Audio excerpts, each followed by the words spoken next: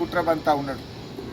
ఈ ముఖ్యంగా రేవంత్ రెడ్డి గారు ఈ ఫిరాయింపుల మీద హైకోర్టు మొటికాయలు వేసింది. మీరు చేస్తారా, మళ్ళీ సూమోటో కేసు టేకప్ చేయమంటారా అని హైకోర్టు డైరెక్ట్గా అడిగింది.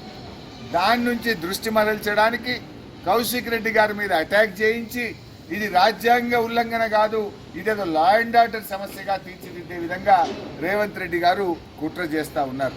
అంటే బేసిక్గా కూడా రేవంత్ రెడ్డి గారిది ఏంటంటే అన్నీ కూడా డైవర్షన్ టాక్టిక్స్.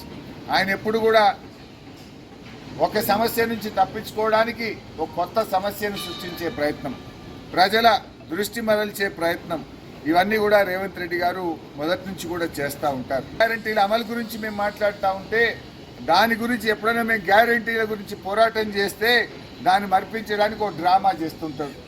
రుణమాఫీ గురించి బీఆర్ఎస్ పార్టీ పోరాడితే హైడ్రా అనే ఒక డ్రామాను ముంగట పెట్టింది. ఖమ్మం వెళ్ళి వరద బాధితులకు సాయం చేయడంలో కాంగ్రెస్ ప్రభుత్వ ఫెయిల్యూర్ను మేము ఎండగట్టే ప్రయత్నం చేస్తే అక్కడ రాళ్ల దాడితో ఓ డ్రామాను క్రియేట్ చేసే ప్రయత్నం చేసింది. హైకోర్టు ఎమ్మెల్యేల డిస్క్వాలిఫికేషన్ మీద మొట్టికాయలు వేస్తే పిఏసీ చైర్మన్ను అపాయింట్ చేసి డైవర్షన్ డ్రామాను తెరలేపిండు. రైతు బంధు ఎందుకు ఇస్తలేవు, ఇంకెప్పుడు ఇస్తావు రైతు భరోసా అంటే కాళేశ్వరం లీక్ అయిందని దానికి ఒక డ్రామాలు పెడతా ఉంటాడు.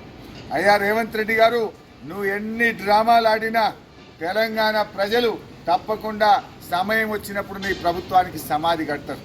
డ్రామాలు కట్టిపెట్టు, ప్రజలకిచ్చిన హామీలు అమలు చేయమని చెప్పి ఈరోజు మేము డిమాండ్ చేస్తాం.